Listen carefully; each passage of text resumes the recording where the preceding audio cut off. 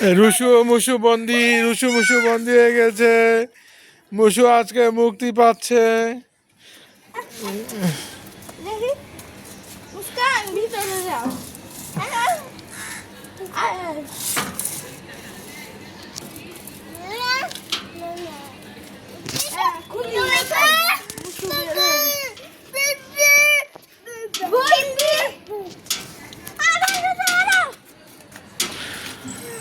এরা তিনজন বন্দি, এরা তিনজন বন্দি।